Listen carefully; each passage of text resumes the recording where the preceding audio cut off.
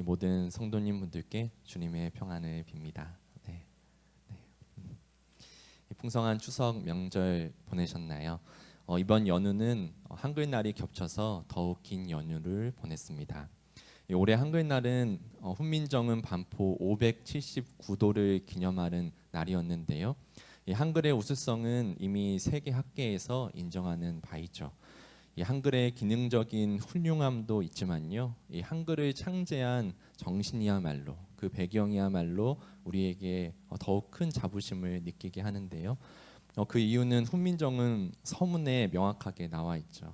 요즘은 안 외운다고 하는데 저희 때는 다 외우셨죠? 나란 말씀이 띵국에 달아 서로 사마띠 아니할세, 문자로 서로 사마띠 아니할세로 시작하는 그 서문에 잘 나와 있습니다.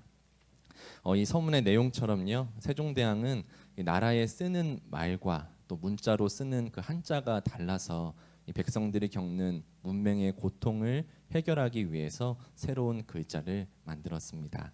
이 세종대왕이 백성을 사랑하는 마음, 애민정신이라고 말하죠. 그러나 이런 세종대왕의 뜻이 모든 신하에게 환영받았던 것은 아닌데요. 이 대표적인 인물로 이 최만리라는 사람이 있습니다.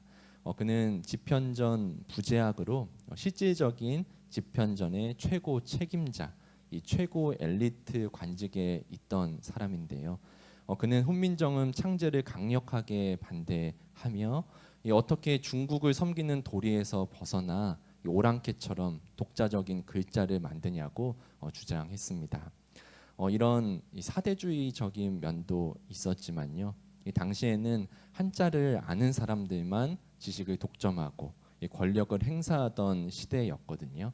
그런데 백성들이 이 새로운 글자로 쉽게 그 문자를 깨우치면, 글자를 깨우치면 이런 지적인 특권이 흔들릴 것을 염려한 것이죠. 이 한글 창제의 위대함이 여기에 있습니다. 이 사대주의를 말하면서 자신의 안위와 이익을 우선시하는 사람들, 그런 시대 속에서도 그것을 넘어서 한글을 창제했으니까요. 우리 주님께서도 하늘의 영광을 버리고 이 땅에 오셨고요, 자신의 삶 바쳐 하나님 나라를 이 땅 가운데 이루셨습니다. 우리도 우리 자신만을 위한 삶을 넘어 우리를 통해 이 땅 가운데 이루고자 하시는 하나님 나라의 꿈에 동참하며 살아가기를 간절히 소원합니다. 아멘. 우리 잠시 기도하고 말씀 나누겠습니다. 주님, 이제 주님의 말씀을 나누고자 합니다. 주님의 참 복음의 진리를 바르게 잘 전할 수 있도록, 잘 들을 수 있도록 성령 하나님께서 이 시간 이 자리 가운데 역사하여 주시옵소서. 예수님의 이름으로 기도드립니다. 아멘. 요즘 한국은 한글뿐 아니라 문화 강국으로서 그 위상을 전 세계에 나타내고 있습니다. K-팝, K-푸드, 그리고 캐대언까지 전 세계에 영향력을 끼치고 있는데요.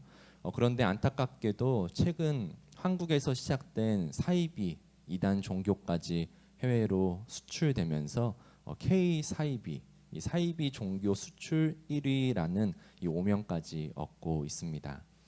국내는 물론 해외에서도 이단 피해 사례가 속출하며 국가 위상까지 실추하고 있는데요. 이단 연구 전문가들의 분석에 따르면 우리나라에 스스로를 재림 예수나 스스로 하나님이라고 자처하는 사람이 50명이 넘는다고 합니다. 한 자리에 다 모아놓으면 재밌을 텐데, 자신이 신이 되거나 다른 사람을 신으로 추앙하는 이런 인간 신격화, 인간 우상화 현상은요, 이 현대에 나타나는 우상 숭배의 극단적인 형태라고 말할 수 있습니다. 구약 성경에는 우상을 만들어 숭배하지 말라고 경고하는데요. 여기 계신 분들 어느 분도 스스로 하나님이라고 주장하고 싶으시거나 아니면 집에 있는 놋을 녹여서 황금 송아지를 만들고 싶은 분은 없을 것입니다.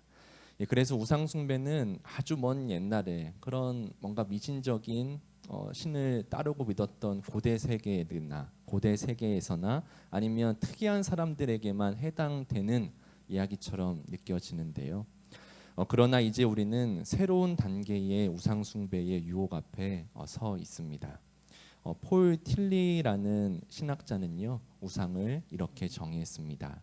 우상이란 궁극적 관심이 향하는 대상이다. 즉 우리가 가장 중요하게 여기고 가장 많은 시간을 할애하는 것이 사실상 우리의 우상, 우리의 신이 된다는 이야기입니다. 만약 우리가 하나님을 믿는다고 하면서도 하나님의 관심이 아니라 우리의 관심과 필요에 따라 하나님을 제단한다면요, 그것도 우상을 만들어 숭배하는 것과 사실상 별다를 바가 없는 것이죠. 오늘 본문은 바울 사도가 아테네에서 전한 설교입니다. 이 아테네는 당시 수많은 신전과 우상들로 가득한 도시였습니다. 그곳에서 바울은 사람의 손으로 만들어낸 신이 아니라 모든 세계를 창조하시고 찾아오신 하나님 주 예수 그리스도를 복음을 증거하는데요. 오늘 우리도 우리의 바람대로 하나님을 제단하고 있지는 않은지, 우리에게 찾아오신 우리를 구원하신 하나님을 따라 살아가고 있는지 나눠보고자 합니다. 지난주 우리는 이 바울과 실라가 빌립보 감옥에서 체험한 하나님의 기적을 나누었습니다. 그들이 감옥에 갇혀 찬양과 기도를 올려드린 그 밤에 지진이 일어나고 옥문이 열리고 쇠사슬이 풀리는 초자연적인 하나님의 기적이 일어났죠. 그런데 바울은 그 기적 속에서도 죄수들이 탈출했다고 생각하고 자결하려는 간수를 바라보았습니다. 그래서 바울은 그 기적을 탈출의 기회로 삼지 않고 한 영혼을 살리는 구원의 기회로 삼았습니다. 그래서 바울은 감옥에서 나가지 않은 채 자결하려는 간수를 멈추게 했고요. 결국 그 간수와 그의 온 가족이 주님께로 돌아오는 진정한 기적을 이루었습니다. 진정한 기적이란 우리의 고통을 한순간에 없애주고 초자연적인 현상의 도움을 넘어서 잃어버린 한 영혼을 주님께로 이끄는 이름을 우리가 지난 16장에서 나누었습니다. 그렇게 바울과 실라는 빌립보에서의 선교 여정을 마치고요, 이 데살로니가와 베레아 지역으로 발걸음을 옮기는데요. 이 가는 곳마다 유대인들의 시기와 핍박을 직면해야 했습니다. 아주 집요하게 유대인 지도층이 쫓아와서 복음을 전하는 사도들을 핍박했습니다. 특히 베레아에서 하나님의 말씀을 간절히 받고 이 성경을 상고하던 사람들의 열매를 보았지만요, 곧 이어진 핍박으로 인해서 이 바울은 홀로 이 아테네로 피신하게 됩니다. 이 아테네는 현재 그리스의 수도죠. 이 개역개정에서는 아덴이라고 명칭하고 있습니다. 우리가 그리스 철학하면 소크라테스, 플라톤, 아리스토텔레스 이런 사람들이 떠오르는데요. 바로 그런 철학가들이 활동했던 이 그리스 문화와 철학의 황금기를 이끈 도시가 바로 아테네였습니다. 물론 바울 사도가 활동하던 시대에는요, 로마 제국에게 점령당해 있었지만요, 여전히 그런 지적인 이 문화적인 권위를 가진 도시였습니다. 이 아테네는 철학의 도시이자 또한 종교의 도시였습니다. 이 그리스 로마 신화에 등장하는 그런 올림푸스 다 읽어보셨나요? 그런 12신 외에도 이 수많은 지역 신들과 영웅들의 신전이 이 도시를 가득 채우고 있었는데요. 지금도 그리스에 가면, 저는 가보지 못했지만 그리스에 가면 가장 유명한 곳으로 이 아크로폴리스 언덕 위에 있는 이 파르테논 신전입니다. 이 신전 보신 적 있으신가요? 그래서 사진으로 가져왔습니다. 엄청나게 큰데요. 여기 아래에 이 사람들 모습을 보면은 우리가 좀 더 얼마나 큰지 알 수 있습니다.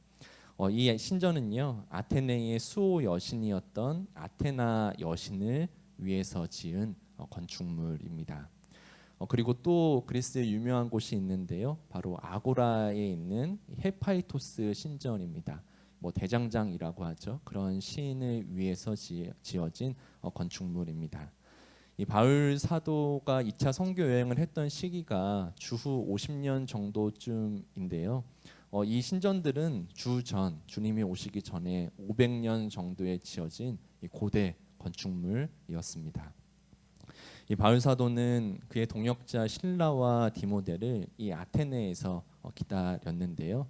이 기다리는 동안 아테네 이 도시를 한 바퀴 이렇게 좀 거닐었나 봐요. 그런데 이 온 도시가 이런 우상과 신전이 가득 차 있는 것을 보면서 이 바울 사도는 격분했다라고 성경에 나와 있습니다. 여기서 격분했다라는 것은 단순히 화가 치밀어 올랐다 이런 것이 아니라 그런 우상을 섬기고 있는 사람들을 보며 드는 안타까움과 슬픔에 찬 그런 분노를 뜻합니다. 이 바울 사도는 이전에 새로운 도시에 가면 회당을 먼저 찾아갔던 것처럼요. 이 아테네에서도 이 회당에 찾아갔고요. 그곳에서 유대인들과 그리고 이방인이지만 하나님을 따르는 사람들, 일명 이방인 경외자들이라고 부르는 사람들에게 말씀을 전하고 또 그들과 토론도 하였습니다. 이 회당은 이 유대인들의 이 유대교 종교적인 기능도 감당하지만 멀리 나가 있는 유대인들이 모이는 곳 그런 지역 커뮤니티 같은 기능을 가진다라고 설명드렸잖아요. 그래서 이 바울 사도는 아테네에서도 유대인들이 모이는 곳 회당에 먼저 가서 이 복음을 전한 것입니다. 이 바울 사도는 회당뿐 아니라 이 아테네 광장에서도 말씀을 전하고 또 토론도 하였는데요. 이 광장이 아주 그 학원 이름으로도 유명한 바로 그 아고라죠. 이 기본적으로 이 아고라는 정치, 철학 등을 자유롭게 토론하는 곳이면서 동시에 시장도 열리고 문화 행사도 열리는 그런 다목적인 광장이었습니다. 이 바울 사도가 공개적인 장소에서 말씀 전하고 또 토론을 하다 보니까 이 아테네 사람들이 점점 관심을 가지고 더 모여들기 시작하는데요. 그곳에는 에피쿠로스 학파 또 스토아 학파 철학자들도 있었습니다. 이 사회 윤리 시간에 배우죠. 저도 말씀을 읽으면서 다시 좀 생각을 했었는데요. 이 두 철학은요 그리스 철학의 유서 깊은 정통 철학입니다. 이 두 학파의 철학자들도 이 바울 사도와 논쟁을 하였는데요. 주변 사람들이 그 모습을 보면서 이렇게 말합니다. 저 말쟁이가 무슨 소리를 하는 거야? 외국 신들을 선전하려고 온 사람 아니야? 라고 말이죠. 이 말쟁이라고 이 성서는 번역했는데요. 이 말쟁이는 이 새들이 땅에 떨어진 그 먹이를 쪼는 모습을 형상화해서 글자화해서 만든 단어입니다. 그래서 여기저기 떨어진 단편적인 지식들을 새가 모이 쪼듯이 짜집게 해서 말하는 사람이다. 지적으로 수준이 낮은 사람이다라는 비하의 의미로 쓰인 것이죠. 아마도 바울 사도가 예수와 부활의 의미를 전하면서 이 고대에 쓰인 구약 말씀을 인용을 하니까 그것을 비꼬면서 말한 것으로 보입니다. 이 바울 사도와 토론한 사람들은요, 이 바울 사도를 이 아레오파고스 법정으로 우리 세번역에서는 아레오파고스 아레오바고라고 하는 법정으로 데려갑니다. 이 발음이 어렵네요. 원래 그 언어로 읽으면 아레오파고스가 적절하고요. 우리 말로 좀 쉽게 표현하고자 아레오바고로 적힌 것으로 보이는데요. 이 법정은요, 이 초기에는 중범죄를 다루는 최고 법정이었다가 이 바울 시대에는 종교적, 철학적 문제들을 심의하는 의회가 열리는 장소였습니다. 이 의회는요, 새로운 신이나 이 종교를 아테네에 공식적으로 도입하거나 금지할 수 있는 권한을 가지고 있었습니다. 이 아테네에 있었던 그런 수많은 신전과 우상들도 이 의회의 통제와 승인 아래에서 이루어진 것이죠. 만약에 여기에서 이 의회의 승인 없이 새로운 신들을 소개하고 이 로마 시민들을 현혹시켰다고 판결되면요, 이 로마의 질서를 어지럽혔다는 건 엄청난 큰 범죄였거든요. 그런 불법 행위로 간주하고 추방당하거나 벌금을 물거나 심하게는 사형까지 당할 수 있었습니다. 그런데 아까 말씀드렸듯이 아테네에는요 이미 회당이 존재했잖아요. 회당 자체가 유대교를 믿는 유대인들이 모이는 곳인데 이 구약 신앙 이 유대교는 이미 로마 제국에 이처럼 승인받은 종교였거든요. 그런데 예수님의 죽음과 부활을 전했다고 해서 유대교에서 발전되고 심화된 내용으로 보지 않고 이방신으로 새로운 이방신으로 생각해서 이 바울 사도를 법정으로 데려간 것일까요? 이것의 가장 유력한 견해는요. 이 예수님의 복음이 이 유대교의 테두리를 벗어나서 이방신들을 이렇게 말했다라고 보는 것보단 이 예수라는 단어가 남자 단어거든요. 그리고 이 부활이라는 헬라어 단어가 이 여자 단어, 여성 단어입니다. 그래서 예수라는 남자 단어, 부활이라는 여자 단어를 이 남자 여자 신으로 오해해서 이런 우리 올림푸스 신화에 나오는 그런 신들처럼 새로운 신화에 새로운 인물들이 나오는 거구나 이렇게 오해해서 외국 신들을 선전한다고 생각해서 데려온 것으로 봅니다. 이 헬라어 단어에는 이 문법적인 성별이 있는데요. 이 남성, 여성, 중성이 있습니다. 실제 인간의 성별이나 단어의 특징을 두고 붙인 것은 아니고요. 단어의 끝부분에 따라서 결정하거든요. 그런데 이 부활을 뜻하는 아나스타시스는 이 뒷부분에 시스가 붙여서 여성 명사입니다. 여성 예수라는 남자 단어 그리고 부활이라는 여자 단어를 듣고 마치 제우스와 아프로디테가 만난 것처럼 또 하나의 신의 커플 탄생이다 뭐 이렇게 생각을 하고서 이 부활이라는 개념 자체를 이해를 못하고 그들이 익숙하게 듣고 나누고 있었던 로마 신화 그런 사고방식으로 예수님의 복음을 받아들인 것이죠. 이렇게 자신의 목숨이 달린 상황에서 이 바울 사도는 그들 앞에서 설교를 시작합니다. 이명 바울의 이 아레오바고 설교, 이 아레오파고스 설교라고 부르는데요. 천천히 화면 보시면서 제가 조금의 설명을 곁들여서 한번 읽어보겠습니다. 아테네 시민 여러분, 내가 보기에 여러분은 모든 면에서 종교심이 많은 분들입니다. 이 먼저 사람들이 딱 지켜 세워주죠. 여러분 종교심이 참 많은 사람들입니다. 존중해 주죠.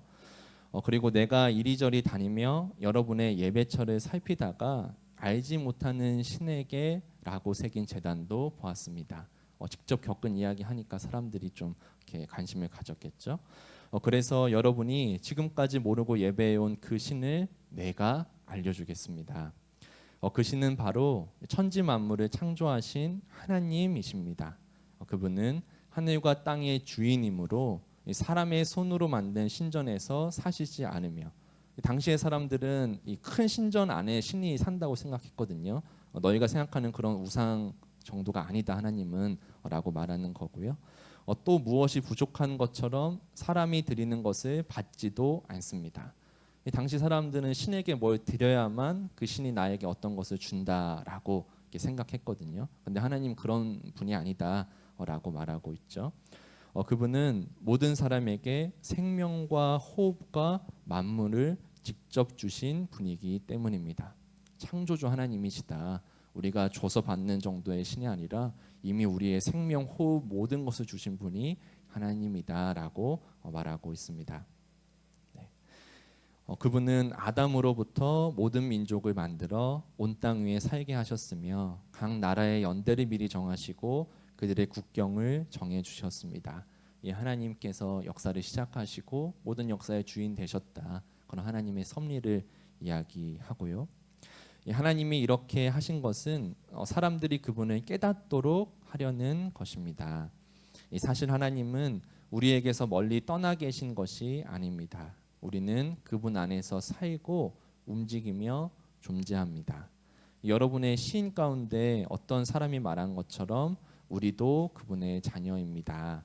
이와 같이 우리가 하나님의 자녀가 되었으니 하나님을 사람의 생각과 기술로 금이나 은이나 돌이 새긴 형상 따위로 여겨서는 안 됩니다 라고 말합니다.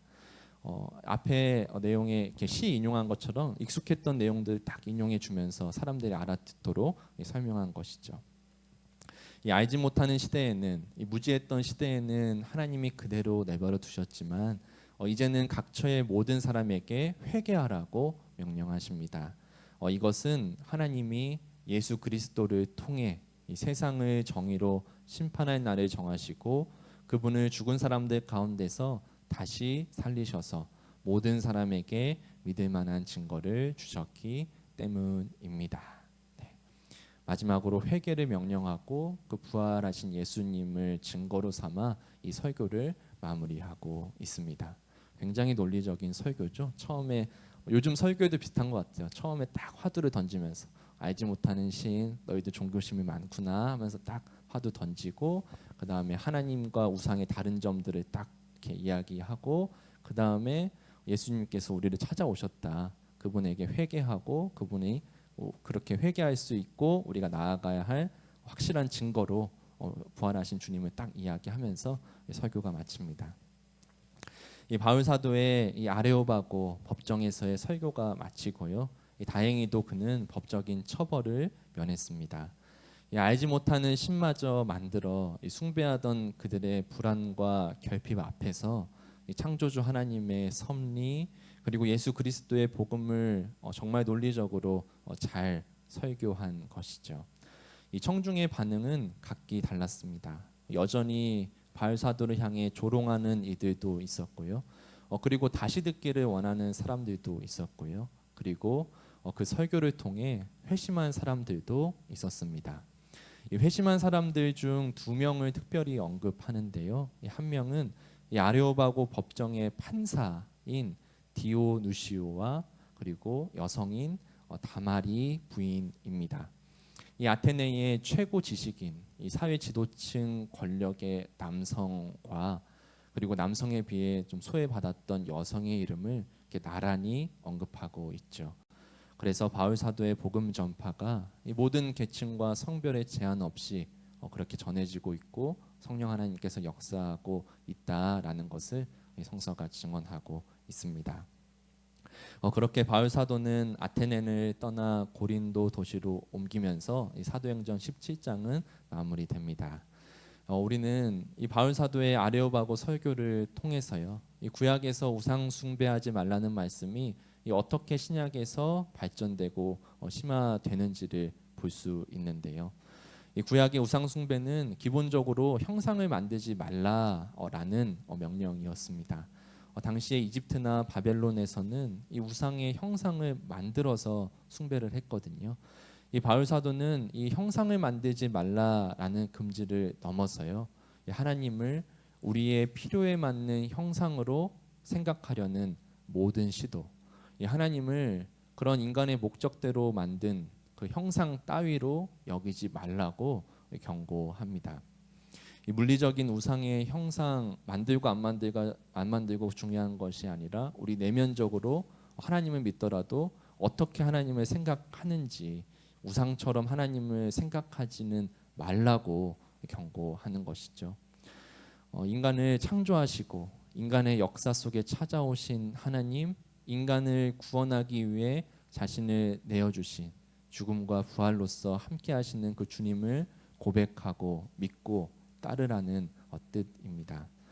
이 아테네 사람들만 신을 만든 것이 아닙니다. 우리도 우리의 필요와 욕구에 맞춰 신을 만들어냅니다. 그러나 하나님 외에 그 불안과 결핍은 어떤 것으로도 채워지지 않죠.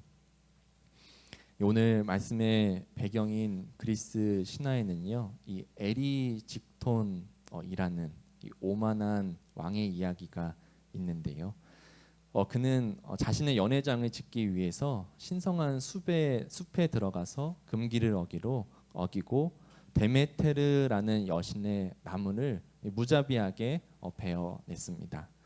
그래서 이 분노한 여신 이 데메테르는요, 이 에리직톤에게 직접적인 고통을 주는 대신에 이 굶주림의 여신을 보내서 저주를 내렸는데요.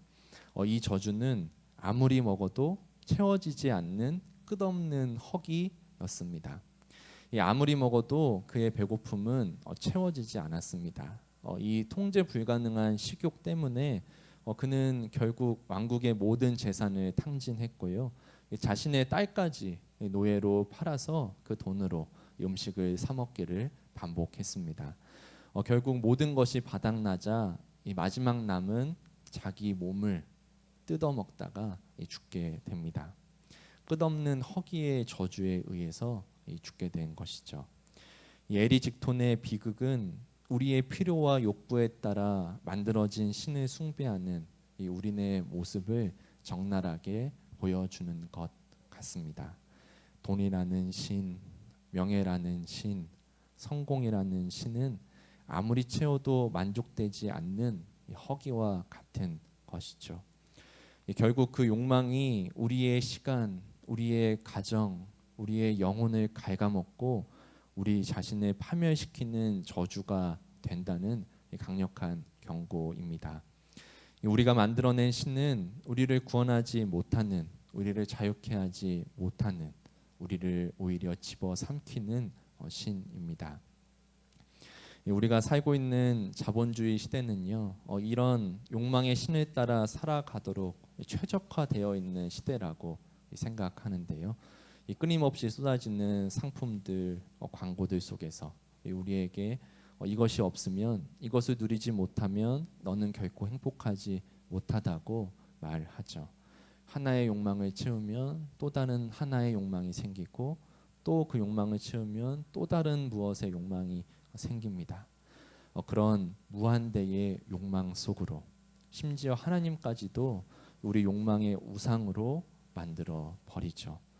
우리를 창조하시고 우리를 찾아오신, 우리를 구원하신 그분의 뜻과 하나님 나라의 꿈에 동참하는 삶을 살게 하지 못하고 우리 안에 무한대의 욕망을 따라 그것을 채우려는 모습으로서 하나님도 우상 따위로 격화시켜 버리는 일들이 다른 사람이 아니라 제 안에서도 일어나고 있습니다. 우리가 만들어낸 신으로는 아무리 채워도 채워지지 않는 공간이, 채워지지 않는 허기가 우리 영혼에 있습니다. 그래서 우리는 우리에게 유일하게 의미 있는 단 하나의 욕망, 단 하나의 궁극적 관심을 추구해야 합니다. 우리 안에 허기의 저주를 끊어내시는 분, 우리에게 진정한 만족을 주시는 분, 바로 예수 그리스도입니다. 최고의 철학과 종교의 도시 아테네 사람들은 수많은 신상을 만들고 신전을 만들고 알지 못하는 신까지 숭배하고 있었습니다. 만들어진 신으로부터는 절대로 채워지지 않는 그 불안과 결핍 속에 살았던 것이죠. 바울 사도는 그들을 향해 만들어진 신이 아닌 천지 만물을 지으신 하나님, 인간의 역사를 다스리시고 모든 영혼을 구원하시는 하나님을 선포하였습니다. 오늘 우리는 최고의 문명과 풍요를 자랑하는 시대 속에 살아가고 있습니다. 그러나 한편으로 이 시대는 절대로 채워지지 않는 끝없는 허기의 저주에 걸린 시대일지도 모르겠습니다. 우리가 만들어낸 신은 그 허기를 채울 수 없지만 우리를 찾아오신 하나님, 우리를 지으시고 우리에게 구원을 베푸시는 우리 주님께서 이렇게 말씀하셨습니다. 내게로 오는 사람은 결코 줄이지 않을 것이요 나를 믿는 사람은 다시는 목마르지 않을 것이다. 우리가 만든 신을 버리고 우리 자신만을 위한 삶을 넘어 우리를 찾아오신 예수 그리스도 안에서 하나님 나라의 꿈에 동참하며 살아가는 우리 모두 되기를 간절히 축원드립니다. 아멘.